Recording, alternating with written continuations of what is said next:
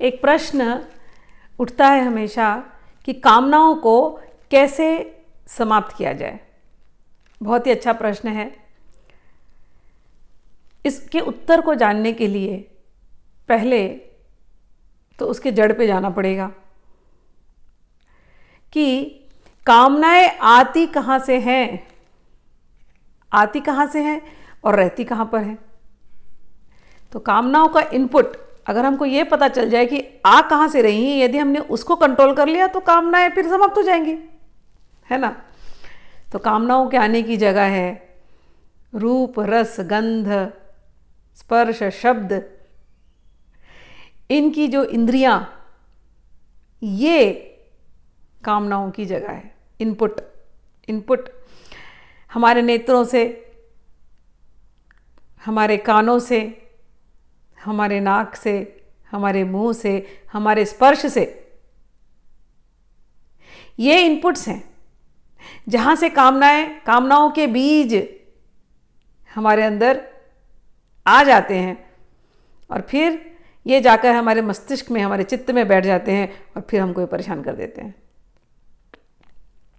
इनको पाने के लिए हम न जाने क्या क्या करते हैं, क्या क्या अटकलें लगाते हैं, क्या क्या उपाय सोचते हैं, हाथ पैर मारते हैं इन कामनाओं को पूरी करने के लिए, और उनको पूरी करने में जीवन निकल जाता है। लेकिन कभी भी ये कामनाएं जो हैं ये पूरी होती नहीं है। एक कामना समाप्त होती है कि दूसरी आ जाती है, कि तीसरी। ये सिलसिला ही कभी खत्म नहीं होता और कामनाओं के पीछे भागते भागते हम बंधन में आ जाते हैं। तो जरूर ये प्रश्न उठता है कि कैसे इन कामनाओं से हम मुक्ति पाएं, ये पीछा नहीं छोड़ रही हैं। तो घूम करके देखिए कि कामना आती कहाँ से है। अनुसंधान कीजिए अपने अंदर। तो नेत्रों से आती है। आंखों ने कोई चीज़ देखा, कोई सुंदर चीज़ देखी, अब इच्छा हो गई, अब ये चीज़ हमें चाहिए। उस समय पे समझो कि हम कोई दुकान में गए और कोई चीज़ हमने देख ली, हीरे का हार देख लिया और अब लेना है बस वो हीरे का हार। अब पैसे है नहीं कि हीरे का हार ले लो, लेकिन अब बस उसकी छवि अब बस बैठी है मन के अंदर। अब घर गए, अब कैसे भी वो हार लेना है। अब पैसे जमा कर रहे हैं, कुछ कर रहे हैं, मेहनत कर रहे हैं उस हार को लेने के लिए। गए, पैसे भी जमा हो गए, गए सुनार की दुकान पे, समझो अगर वो हीरे की डिज़ाइन निकल गई, किसी ने उठा ली तो बड़ा दुख होगा उस क्षण में, हाय किसी ने ले लिया वो हार, हम लेट हो गए थोड़ा सा। फिर वो सुनार बोलेगा अच्छा मैं बना दूंगा ना, आप डिज़ाइन बताइए। तो आप बड़े खुश हो जाएंगे, चलो हार बन जाएगा। अब वो बना रहा है, जब तक वो बना रहा है, जब तक आपके हाथों में नहीं आ जाता आप बेचैन हैं। फिर जब वो हाथों में आ जाएगा, आपने पहन लिया, थोड़े दिन दिखा दिया सबको, उसके बाद वो हार लॉकर में चला जाएगा। फिर कहाँ पहनेंगे आप? नहीं पहनेंगे। अब इस दौरान आपके हार को देख करके किसी और के मन में वो इच्छा उठ गई और उसने भी अगर आपसे एक अच्छा हार खरीद लिया तब तो हो गया। फिर कंपटीशन, जलन का बीज। देखा, मेरा देखी किया उसने। तो देखिए, एक कामना आंखों से उठती है केवल देख करके, रूप से, और कहाँ तक ये ले जाती है आपको। उसी प्रकार से कानों से सुन करके, कभी कोई समझो कोई लंदन पेरिस घूम के आया और आपको आकर के बस बताया जा रहा है हमने ये देखा, हमने वो देखा, हमने ये खाया, ऐसा नज़ारा है, इंडिया तो कुछ भी नहीं है, वहीं सब कुछ अच्छा है। अब बस आपके मन में फिर वो तीव्र सुनते सुनते ऐसी लंदन, पेरिस, इटली, जर्मनी की तारीफ सुनते सुनते आपके मन में बस अब वो सपना आ गया, बस अब जाना ही है बस। अब आप उस सपने को पूरा करने के पीछे लगे हैं, गए, घूम घाम के आए, घूम घाम के आके सबको बता रहे हैं हम घूम घाम के आए। तब तक कोई दूसरा बोलता है अरे आपने तो कुछ देखा नहीं, वहां तक गए थे आपने ये नहीं देखा, आपने वो नहीं देखा। फिर आपको तकलीफ हो जाएगी। तो कानों से सुना किसी चीज का वर्णन और बस आपकी इच्छा हो गई, कामना हो गई, अब देखना। इसी प्रकार से जिह्वा की, किसी ने बोल दिया यहाँ के समोसे, उस गली के समोसे बड़े अच्छे होते हैं। अगर आप खाने के शौकीन है, समोसे खाने के शौकीन है, तो बस कब उस गली में जाएं, समोसे खा के आ जाएं। किसी ने बोला उस 5 स्टार का खाना, आप तो हैरान हो जाओगे, क्या वहां कितनी वैरायटी है। तो आप पहुंच गए 5 स्टार में खाने के लिए। उसी प्रकार से सुगंध, परफ्यूम का शौक होता है किसी किसी को, कैंडल्स का शौक होता है किसी किसी को, इत्र का। आप महंगे से महंगी, सारी परफ्यूम की कंपनी महंगे से महंगी ब्रांडेड आप खरीद रहे हैं बस। कामनाएं यहां से उठती हैं। और एक कामना जो बड़ी स्ट्रांग होती है, स्पर्श की कामना। ये तो आग ही लगा दे बस। हमारे देश में कभी कभार लड़कियों के साथ गलत व्यवहार हो जाता है। क्या कारण है उसका? कारण यही इनपुट्स, यही नेत्र, यही कान, यही हाथ, यही स्पर्श, जिसकी वजह से आदमी अपने आप को भूल जाता है और थोड़े से सुख के लिए 5 मिनट, 10 मिनट, कुछ मिनट के सुख के लिए गलत कर्म कर बैठते हैं। जीवन भर के लिए अपने सर पे पाप ले लेते हैं, जन्म जन्मांतर के लिए। तो ये जो इनपुट है, जहां से कामनाओं की बीज हमारे अंदर घुसती है, हमारे मस्तिष्क को पकड़ करके हमको बांध लेती है। हमको यदि कामनाएं समाप्त करनी है तो हमको इन इनपुट्स को, इन दरवाजों पर कड़ा पहरा लगाना होगा। आंखें यहां वहां भटके तो इनका इलाज करना पड़ेगा। कान को रस आ रहा है संसारी बातों में तो उसका इलाज कराना पड़ेगा।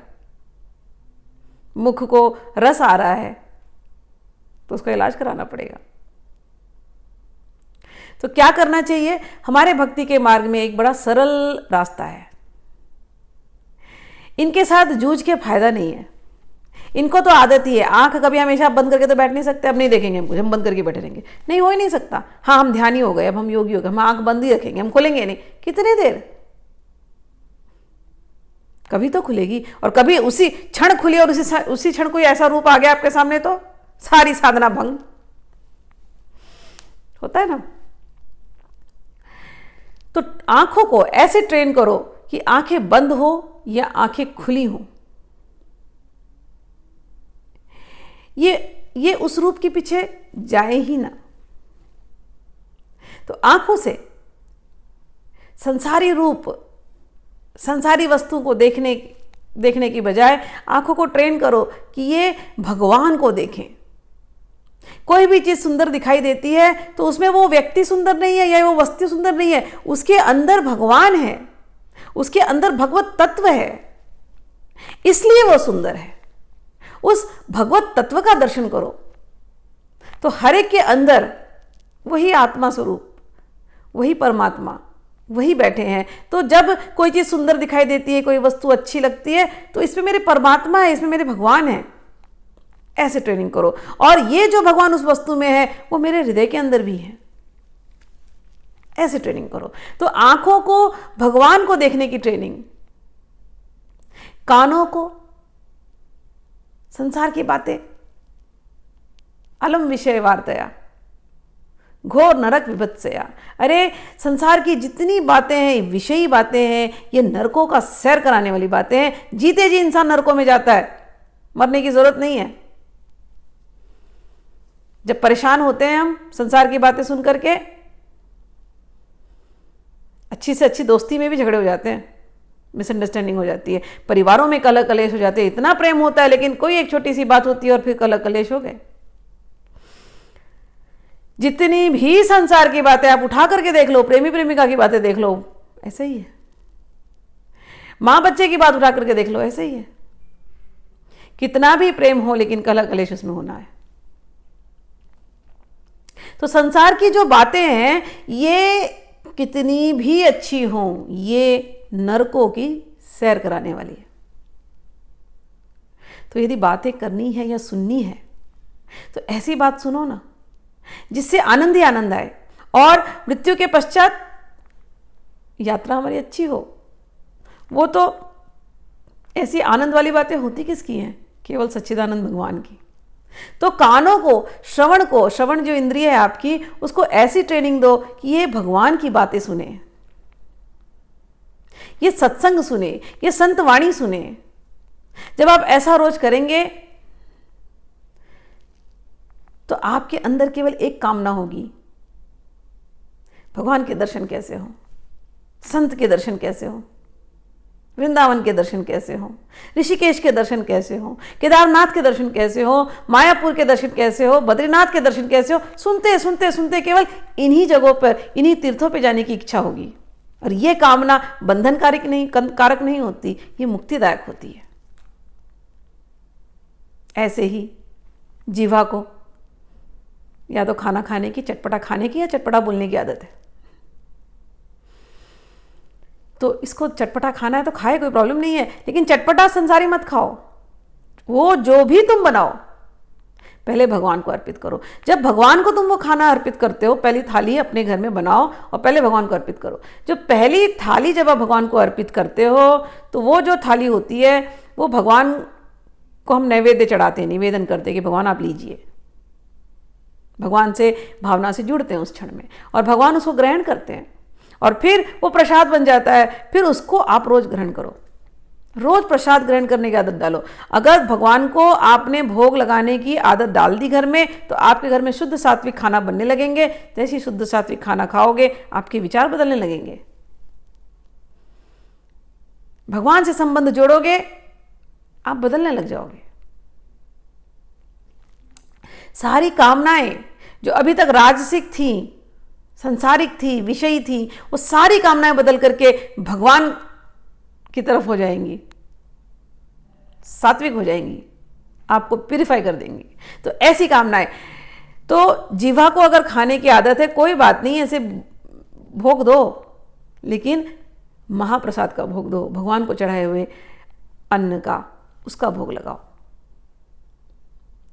नाक को सूंघने की आदत है, कोई बात नहीं, आप खरीदो, खूब ढेर सारे परफ्यूम खरीदो।